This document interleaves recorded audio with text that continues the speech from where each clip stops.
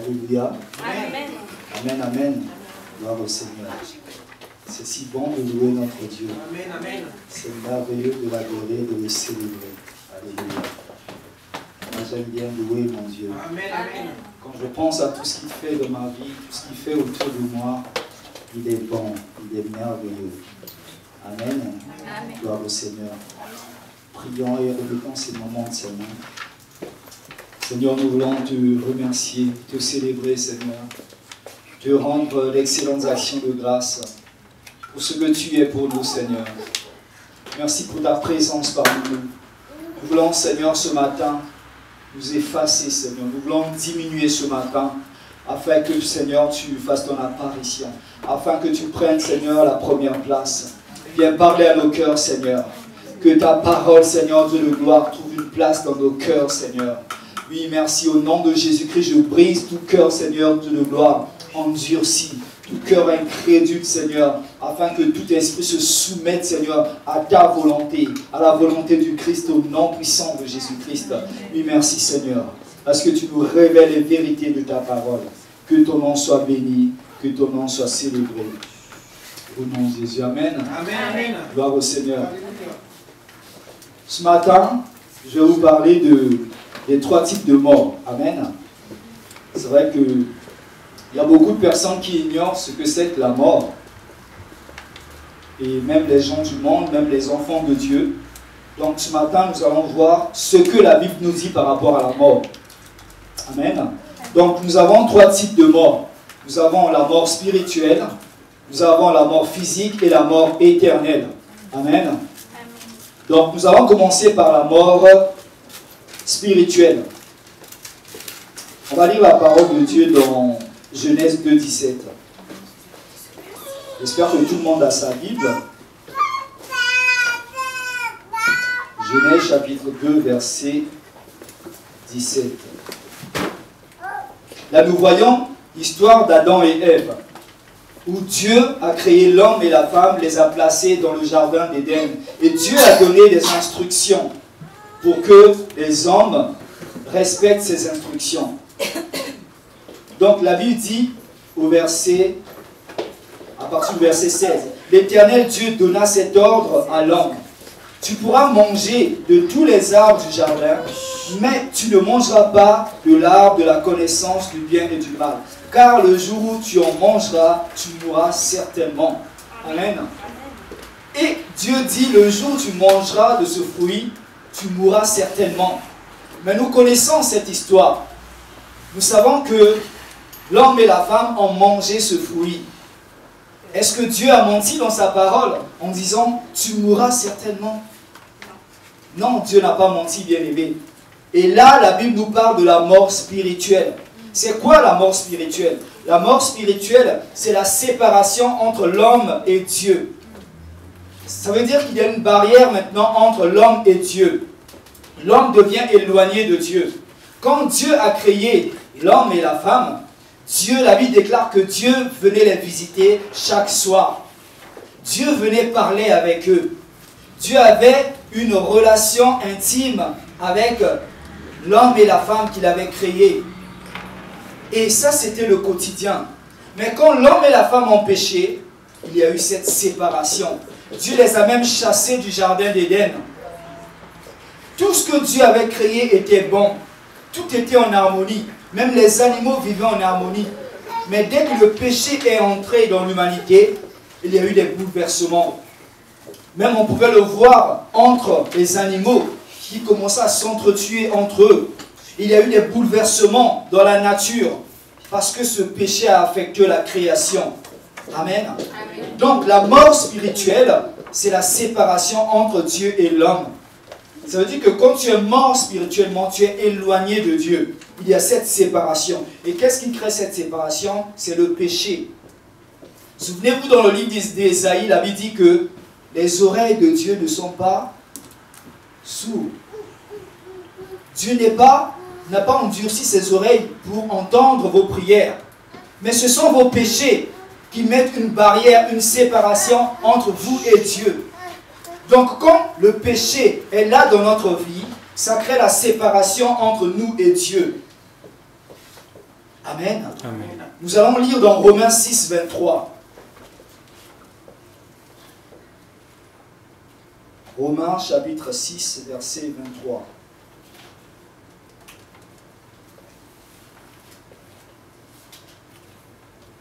Je lis la parole de Dieu. Car le salaire du péché, c'est la mort. Mais le don gratuit de Dieu, c'est la vie éternelle en Jésus-Christ, notre Seigneur. Le salaire du péché, c'est la mort. Et là, on nous parle de la mort spirituelle. Donc, quand tu pêches, ta récompense, c'est la séparation avec Dieu. C'est l'éloignement avec Dieu. Ça veut dire, quelles que soient tes prières, quels que soient tes sacrifices, tu es éloigné de Dieu. Amen. Amen. Donc ça, c'est la mort spirituelle. Il n'y a plus de communication entre l'homme et Dieu. C'est pour cela que les gens dans l'ancienne alliance, pour essayer de rentrer en contact avec Dieu, il y avait des intermédiaires, il y avait des prophètes, et les gens faisaient des sacrifices d'animaux pour essayer de couvrir le péché. Parce que ce sacrifice n'effaçait pas le péché. Amen. Or, aujourd'hui, gloire à Dieu, il y a le sang de Jésus-Christ pour effacer nos péchés. Amen. Amen. Amen. Gloire au Seigneur. Nous connaissons aussi, vous savez, tu peux venir à l'église chaque dimanche, tu peux connaître la parole de Dieu, tu peux prêcher, tu peux enseigner, tu peux jeûner, prier, faire tout ce que tu veux, mais tu peux être mort spirituellement, même en tant que chrétien dans la maison de Dieu. Souvenez-vous de l'histoire de Nicodème. La Bible nous parle de Nicodème qui était un docteur de la loi, un chef des Juifs. Ça veut dire quelqu'un qui enseignait la loi de Dieu au peuple. Il connaissait la loi de Dieu. Mais Jésus lui dit, si tu ne nais de nouveau, tu ne pourras entrer dans le royaume de Dieu. Et lui, il ne comprenait pas cette parole. Ça veut dire que ce qui nous donne accès au royaume de Dieu, ce ne sont pas les bonnes œuvres. Ce ne sont pas notre présence, que ce soit à l'église ou nos sacrifices, nos dons que nous faisons. Non, c'est la nouvelle naissance, la foi en Jésus-Christ. Cet homme connaissait la loi de Dieu. Il n'était pas né de nouveau. Donc il était mort spirituellement. Il ne pouvait pas entrer dans le royaume de Dieu. Amen. Donc il faut naître de nouveau, que notre esprit soit régénéré pour pouvoir avoir accès au royaume de Dieu. Cet homme a compris le message de Jésus. Amen. C'est la nouvelle naissance. La deuxième mort, c'est la mort physique. Amen. Nous allons comprendre ce que c'est. Revenons dans le livre de Genèse, chapitre 2. Et la mort physique, aujourd'hui, c'est ce qui fait peur à certaines personnes aussi. Vous savez, l'homme ignore, l'homme a peur de l'inconnu. L'homme a peur de ce qu'il ne maîtrise pas. Pourquoi les gens ont peur de la mort aujourd'hui? Parce qu'ils ne savent pas ce qu'il y a après la mort. Amen. Ils ont peur. Peu importe les moyens qu'ils peuvent avoir, peu importe le pouvoir, l'argent qu'ils ont aujourd'hui, ils ont peur de la mort. Ils n'ont pas peur des autorités de ce pays, ni des lois, mais ils ont peur de la mort. Parce qu'ils ignorent ce qui se trouve après la mort. Amen. Amen. Genèse 2:7. La Bible dit, l'Éternel Dieu forma l'homme de la poussière de la terre. Il souffla dans ses narines un souffle de vie et l'homme devint une âme vivante. Donc Dieu a créé l'homme à partir de la poussière. Il a formé le corps. Mais le corps était immobile. Le corps ne bougeait pas. Il n'y avait pas de vie. Et ça, c'est le corps mort. Amen. Mais pour redonner la vie à ce corps, qu'est-ce que Dieu a fait? Il a soufflé dans les narines de l'homme. Il a communiqué sa vie, la vie qui était en Dieu, il a communiqué en l'homme. Et l'homme est devenu une âme vivante. C'est nous aujourd'hui, bien-aimés. L'esprit, la vie que Dieu a communiquée en nous habite en chacun de nous. C'est pour cela que nous sommes vivants. Même les païens qui ne connaissent pas Dieu, ils ont la vie de Dieu en eux. Amen. Et qu'est-ce qui se passe pendant la mort physique? C'est cet esprit, la vie de Dieu, qui quitte le corps. À ce moment-là, le corps redevient comme Dieu l'avait créé. Amen. Il n'y a plus la vie. Et le corps physique reste vide. Il n'y a plus la vie de Dieu. Et à ce moment-là, le corps se décompose. Le corps redevient poussière. Comme nous avons été tirés de la poussière, nous redeviendrons poussière. Amen. Ça, c'est la mort physique. Nous allons lire une histoire aussi qui nous explique clairement ce qui se passe, qui nous donne un aperçu de ce qui se passe après la mort. On va lire dans Luc chapitre 16.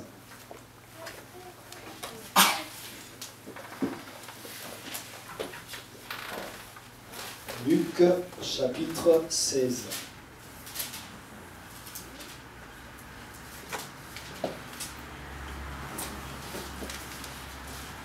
À partir du verset 19. C'est l'histoire d'un homme riche et de Lazare. Vous avez certainement dû entendre parler de cette histoire. Luc 16, à partir du verset 19. Je lis la parole de Dieu. Il y avait un homme riche qui était vêtu de pourpre et de fin lin, qui chaque jour menait joyeuse et brillante vie. Un pauvre nommé Lazare était couché à sa porte, couvert d'ulcères et désireux de se rassasier des miettes qui tombaient de la table du riche. Et même les chiens venaient encore lécher ses ulcères. Le pauvre mourut et il fut porté par les anges dans le sein d'Abraham. Le riche mourut aussi et il fut enseveli. Dans le séjour des morts, il leva les yeux et tandis qu'il était en proie au tourment, il vit de loin Abraham et Lazare dans son sein. Il s'écria, « Père Abraham, aie pitié de moi et envoie Lazare pour qu'il trempe le bout de son doigt dans l'eau et me rafraîchisse la langue, car je souffre cruellement dans cette flamme. » Abraham répondit, « Mon enfant, souviens-toi que tu as reçu tes biens pendant ta vie et que Lazare a eu les maux pendant la sienne. Maintenant, il est ici consolé et toi, tu souffres. D'ailleurs, il y a entre nous et vous un grand abîme, afin que ceux qui voudraient passer d'ici vers vous ou de là vers nous ne puissent le faire. » Le riche dit, « Je te prie donc, Père Abraham, d'envoyer Lazare dans la maison de mon Père, car j'ai 5 frères. C'est pour qu'il leur atteste ces choses, afin qu'ils ne viennent pas aussi dans ce lieu de tourment. » Abraham répondit, « Ils ont Moïse et les prophètes qui les écoutent. » Et il dit, « Non, Père Abraham, mais si quelqu'un des morts va vers eux, ils se repentiront. » Et Abraham lui dit, « S'ils n'écoutent pas Moïse et les prophètes, ils ne se laisseront pas persuader, même si quelqu'un des morts ressuscitait. » Amen. Amen. Voilà l'aperçu que la Bible nous donne de l'après la mort, quand on meurt. Voilà cette histoire. Un homme riche qui avait tout ce qu'il voulait, qui vivait dans la luxure. Et un pauvre Lazare qui était à la porte de ce monsieur, qui mangeait les miettes, qui avait des ulcères, que les chiens même léchaient ses ulcères. Il souffrait, ce monsieur. Mais après la mort, la Bible nous dit que ce monsieur, certainement il était croyant. Alors, qu'est-ce qui se passe? Qu'est-ce qui se passe dans ce lieu dont nous parle la Bible? Il y a ce lieu qu'on appelle le séjour des morts. Amen. Donc, il y avait un lieu de tourment où ceux qui n'étaient pas croyants allaient. Donc, ça veut dire qu'ils étaient tourmentés. Ils souffraient cruellement. Parce que ce monsieur, voyant que le pauvre Lazare était de l'autre côté, et il y avait l'abîme qui empêchait quelqu'un d'un endroit d'aller vers l'autre. Et ce monsieur souffrait. Il demandait même à Abraham de dire à Lazare de pointer son doigt. Même une goutte d'eau, il voulait avoir une goutte d'eau pour se rafraîchir. Ça veut dire qu'il souffrait dans cet endroit. Donc, avant la mort de Jésus à la croix, tous ceux qui mouraient partaient dans ce lieu. Et ce lieu était séparé en 2 parties. Un lieu de tourment pour les non-croyants et le sein d'Abraham pour les croyants. Donc, ceux qui étaient dans le sein d'Abraham, c'était le repos. C'était un endroit provisoire avant d'accéder au ciel. Amen. Donc, voilà ce lieu que la Bible nous montre. Et cet homme disait, donc c'était trop tard pour lui. Il s'est rendu compte que la vie qu'il a menée là, lui a conduit dans ce lieu de tourment. Il voulait envoyer un message auprès de ses 5 frères pour dire, envoyez Lazare pour qu'il aille dire à mes frères de ne pas mener cette vie que moi j'ai menée, pour les empêcher de venir dans ce lieu. Il dit non, ils ont Moïse et les prophètes qui les écoutent. Et aujourd'hui, les gens ont les pasteurs, ont les chrétiens, les serviteurs de Dieu pour les écouter. Personne ne pourra quitter le royaume des morts pour venir prêcher la bonne nouvelle. Il faut écouter la parole de Dieu, bien-aimé. Ça veut dire que entre les vivants et les morts, il n'y a plus de communication. Ceux qui vont fêter la Toussaint, ceux qui vont parler dans les cimetières là, ça n'existe plus. Il n'y a que poussière là-bas, bien-aimé. L'esprit a déjà quitté le corps. Donc quand nous allons dans les cimetières pour parler, nous parlons aux démons. Nous parlons dans le vide. Et les démons peuvent récupérer nos paroles pour nous condamner. Amen. Il n'y a plus de communication entre les vivants et les morts. Voilà l'exemple que la Bible nous demande, bien-aimés. Malgré les prières que les gens peuvent faire, dès que nous mourrons, c'est trop tard. Tout se règle pendant que nous sommes vivants. Amen. Tu as Christ, tu vas au ciel. Tu n'as pas Christ, tu vas en enfer. C'est clair, bien-aimé. Amen. Et cet homme a compris cela. C'était trop tard pour ses frères. S'ils n'écoutent pas les serviteurs de Dieu, ils iront dans le même lieu que lui. Ça, c'est la mort physique. Donc aujourd'hui, qu'est-ce qui se passe maintenant? Donc je vous ai dit, avant la mort de Jésus, tout le monde allait dans ce lieu. Nous allons lire dans 2 Corinthiens 5, 8.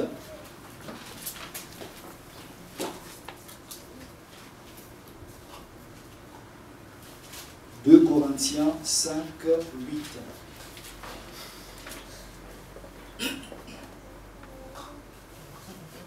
La Bible nous dit, nous sommes pleins de confiance et nous aimons mieux quitter ce corps et demeurer auprès du Seigneur. Amen. Demeurer auprès du Seigneur, ça c'est l'apôtre Paul qui parle. Il dit demeurer auprès du Seigneur. Quitter ce corps, ça veut dire quand on meurt, on va auprès du Seigneur. Amen, amen. Alors, sachez que les chrétiens aujourd'hui, quand ils meurent, ils ne vont plus dans le sein d'Abraham. Ils vont directement dans le royaume de Dieu. Parce que Jésus-Christ a ouvert le chemin. La Bible dit, quand Jésus est mort, il s'est fait pécheur. Il a pris nos péchés sur nous. Donc, celui qui pouvait descendre dans ce lieu, ce n'est qu'un pécheur. Quelqu'un qui a des péchés. Donc, Jésus-Christ qui avait nos péchés, il est descendu aux enfers. La Bible dit qu'il a pris des prisonniers avec lui. Amen. Il a pris des prisonniers et ils sont montés au ciel. La Bible déclare même que quand Jésus-Christ est mort, les gens ont vu des saints, c'est-à-dire des croyants qui sont ressuscités, qui sont sortis des tombeaux et ils sont montés au ciel avec Jésus. Amen. Et la Bible dit que Jésus est le premier-né d'entre les morts. Ça veut dire que lui aussi, il fallait qu'il passe par là. Il fallait qu'il soit péché pour que nous ayons la vie, pour que nous soyons sanctifiés. Donc Jésus a pris ses prisonniers, il les a emmenés au ciel. Du coup, aujourd'hui, quand un chrétien meurt, il va directement au ciel. Mais pour les païens, ils vont toujours dans ce lieu de tourment. C'est un lieu provisoire. Ce n'est pas l'enfer. Amen. Nous allons voir comment la Bible décrit l'enfer. Amen. Amen. Donc, quand les gens disent que vous irez dans les cimetières, là, vous allez voir que ton âme repose en paix, paix éternelle à ton âme et tout. Mais est-ce que son âme repose vraiment en paix? S'il n'a pas Christ, son âme ne repose pas en paix. Amen. Et s'il faut prier pour les gens, il faut prier pour les vivants. On ne peut plus prier pour les morts parce que leur sort est déjà scellé. C'est maintenant de leurs vivants qu'il faut prier pour eux, que les gens aient le salut. Amen. Parce qu'après la mort, c'est trop tard. Il y a même des doctrines qui parlent d'un lieu qu'on appelle le purgatoire. C'est-à-dire, les âmes des justes vont dans ce lieu pour essayer de se purifier avant d'accéder au paradis. C'est écrit nulle part dans la parole de Dieu, bien-aimé. Ça n'existe pas. Ne rajoutons rien à la parole de Dieu. Amen. Amen. Alléluia. La troisième mort, c'est la mort éternelle. Lisons dans Apocalypse 20.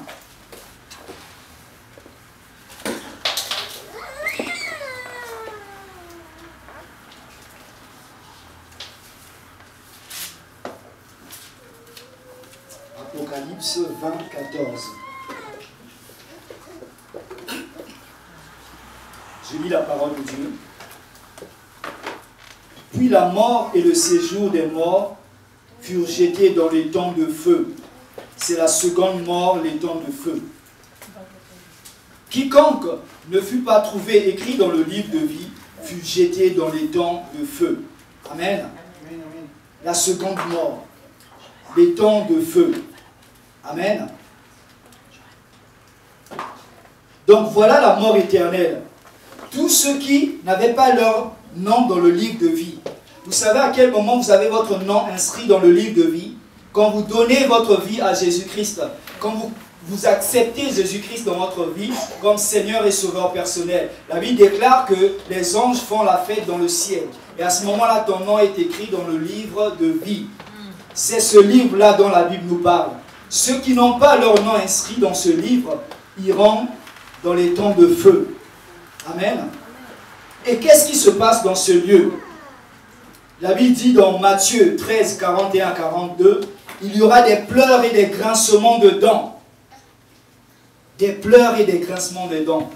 Pour l'éternité, pas pour 1000 ans, ni pour 10 000 ans, bien-aimés. C'est pour l'éternité. Lisons toujours dans Apocalypse, chapitre 19, verset 20. Apocalypse 19, 20. Et la bête fut prise et avec elle le faux prophète qui avait fait devant elle les prodiges par lesquels ils avaient séduit ceux qui avaient pris la marque de la bête et adoré son image. Ils furent tous deux jetés vivants dans les temps ardents de feu et de soufre. Ça c'est vraiment l'enfer. Ça, ce n'est plus le lieu de tourment dont nous parle l'histoire du riche et de Lazare. Ça, c'est maintenant l'enfer. La Bible nous dit que l'enfer, c'est un étang de feu et de soufre. Amen. Que là où seront jetées toutes les personnes qui n'ont pas le Seigneur, tous ceux qui, même le diable sera jeté là-bas. Amen. Et j'ai fait quelques recherches sur Internet. Quand on parle d'un étang de feu et de soufre, ça veut dire un étang, c'est à l'état liquide. Amen. Et le soufre à l'état liquide, vous savez, il est à l'état liquide jusqu'à combien de degrés? 1041 degrés Celsius. Amen. L'eau déjà que nous mettons au feu bout à 100 degrés Celsius. Amen. Imaginez 1000 degrés. Restez dans ce lieu. Nous déjà quand il fait 40 degrés ici, on pleure. Il fait trop chaud, c'est la canicule et tout. Mais 1000 degrés en enfer. Amen. En tout cas, moi, je ne veux pas aller dans ce lieu, bien-aimé. Et si tu aimes ta famille, si tu aimes tes proches, tu dois leur prêcher la bonne nouvelle. Amen. Leur dire de ne pas aller dans ce lieu. Leur décrire l'enfer, comment il est. Et c'est pour l'éternité, bien-aimé. Des pleurs et des grincements de dents. Ils vont chercher à s'entretuer, chercher la mort. La mort sera même à leur côté, dire, moi, si je suis là, je n'ai plus le pouvoir. Amen. Amen. Ils seront tous dans ce lieu. Donc voilà l'enfer que la Bible nous décrit. Amen. Ceux qui n'ont pas leur nom inscrit dans le livre de vie iront dans ce lieu. Aujourd'hui, il y a beaucoup de gens qui vivent dans le péché, bien-aimé. Nous sommes tellement dans le dernier temps que le péché est devenu naturel, est devenu normal pour certaines personnes. Même les enfants de Dieu. Comme j'ai dit tout à l'heure, ce n'est pas ta présence à l'église qui fait que tu seras sauvé. Amen. Amen, amen. Aujourd'hui même, il y a des gens qui sont mariés, qui ont d'autres femmes à côté. Ou des femmes qui sortent avec des hommes mariés. Elles sont en position de deuxième, troisième, quatrième femme. Pourquoi ils acceptent cela? À cause de l'argent. Parce que cet homme les entretient. Cet homme achète des vêtements de luxe, des sacs de marque. Donc j'accepte cette position à cause de l'argent. Mais tu es dans le péché, bien-aimé. Et même ces hommes ou ces femmes qui trompent leur partenaire, ils sont dans le péché. Si Jésus revient, bien-aimé, dans cette condition-là, ils iront en enfer. Ça devient normal. Il y a des gens qui le proclament haut et fort, qui revendiquent cela. Ce n'est pas normal, bien-aimé. Il y en a aussi qui vendent leur corps à cause de l'argent. La Bible dit que si tu détruis ce corps, moi aussi je te détruirai. Parce que Dieu a créé ce corps pour un but, pour la gloire de Dieu. Non pas pour la prostitution, non pas pour le péché. Et tous ceux qui mènent cette vie-là iront dans ce lieu. Il y a des personnes aussi qui ne connaissent pas Dieu. Ou peut-être ils connaissent Dieu. Ils disent mais la bénédiction de Dieu tarde trop. Du coup ils sont allés signer des pactes avec le malin pour avoir de l'argent, pour avoir des richesses de ce monde. Que sert-il à un homme, la Bible dit, de gagner le monde entier, de gagner les biens de ce monde et que son âme se retrouve en enfer? Amen. Vous savez, le diable, s'il te donne avec la main gauche, il prend avec la main droite. Il te donne, mais en retour, il attend de toi. Et nous voyons, surtout en Afrique aujourd'hui, des jeunes qui s'enrichissent. Mais d'où vient cet argent? Ça ne vient pas de Dieu, bien-aimé. Je ne généralise pas les choses, mais la plupart ne se cachent même plus. Ils sont dans les sectes de la magie noire. Et les femmes courent derrière ces messieurs pour avoir de l'argent. Ça, c'est de l'argent sale, bien-aimé. Vivez dans la sanctification. S'il y a ces personnes qui sont dans cette position-là, il faut qu'ils reviennent à Christ. Amen. Il y a toujours moyen de faire marche arrière. Alléluia. La Bible dit que ou nous sommes chauds ou nous sommes froids. Nous ne pouvons pas être tièdes dans la maison de Dieu. Il y a des gens qui sont dans la maison de Dieu. Ils ont un pas dans la maison de Dieu, un autre pas dehors. Non, bien-aimé. Où on est avec Dieu, où on n'est pas avec Dieu. Et la Bible dit que Dieu dit que je vomirai ceux qui sont tièdes. Amen. Amen. On doit être où on est avec Dieu, où on n'est pas avec Dieu. Amen. Donc, voilà les 3 types de morts. Maintenant, moi je veux faire passer un message. Comment j'ai prié pour ça. Que ce soit à travers les réseaux sociaux, ceux qui vont nous regarder à travers Internet. Je veux vraiment faire passer ce message. Parce que c'est bien beau de prier, de parler de la bénédiction et tout. La bénédiction passera. Amen. Mais le plus important, c'est le salut en Jésus-Christ. La Bible déclare dans Actes 4, 12. Je vais lire la parole de Dieu. Parce qu'il faut montrer aux gens ce que dit la parole de Dieu. Il n'y a que Jésus-Christ qui peut apporter le salut. Acte 4, 12. La Bible déclare: il n'y a de salut en aucun autre, car il n'y a sous le ciel aucun autre nom qui ait été donné parmi les hommes par lequel nous devions être sauvés. Amen. Amen, amen. Il n'y a que le nom de Jésus qui sauve. Si tu as entendu cette parole, tu sais au moins, tu as une idée de là où tu seras après ta mort. Soit au paradis, soit en enfer. Mais Dieu nous donne encore la possibilité de nous racheter. Dieu nous donne encore la possibilité de faire un choix, de revenir à lui. Vous savez, Dieu est amour, bien-aimé. Il nous donne toujours la possibilité. Les gens vont dire, oui, moi je n'ai jamais eu cette occasion. Mais que ce soit à travers les réseaux sociaux, ou toi qui as entendu cette parole, tu le transfères à d'autres personnes. Pour que ces personnes écoutent cette parole qui est la vérité. Afin qu'ils aient le salut en Jésus-Christ. La Bible dit que le Seigneur dit, je ne tarde pas à venir, mais juste de patience, pour que tous parviennent au salut. Amen. Et Dieu, ce qu'il désire, c'est ça, que tout le monde soit sauvé. Il n'a pas créé l'enfer pour les hommes, c'est pour le diable qu'il a créé l'enfer. Amen. Il dit dans Apocalypse 3:20, je me tiens à la porte et je frappe. Si quelqu'un entend ma voix et ouvre la porte, j'entrerai chez lui, je souperai avec lui et lui avec moi. Amen. Amen. Donc aujourd'hui, Jésus se tient à la porte de ton cœur. Ouvre ton cœur. Abandonne le péché.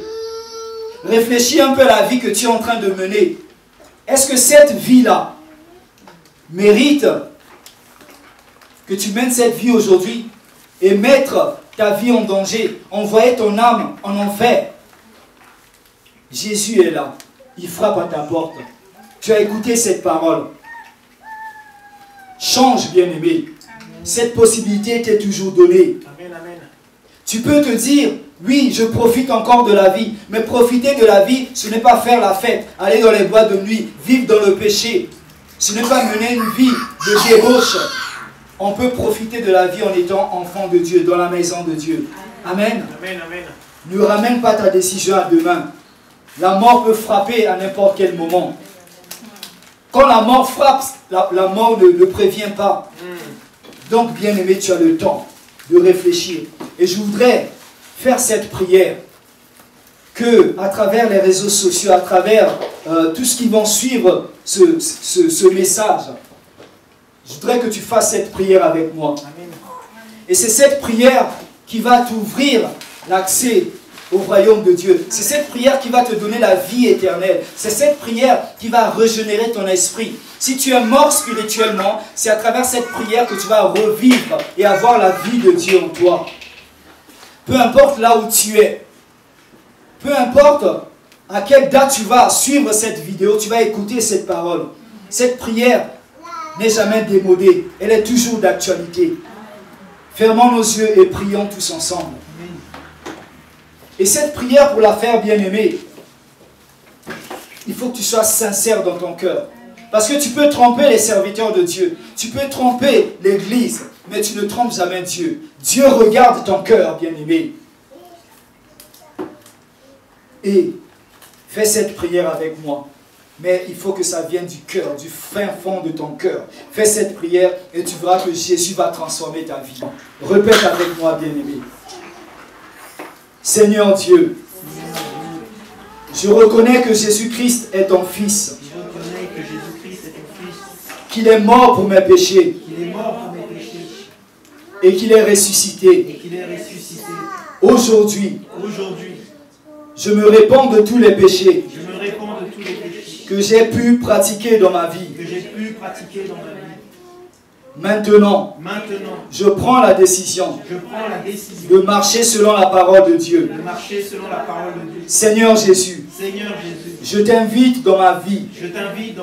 Je t'invite dans mon cœur. Je veux que tu sois mon sauveur et mon Seigneur.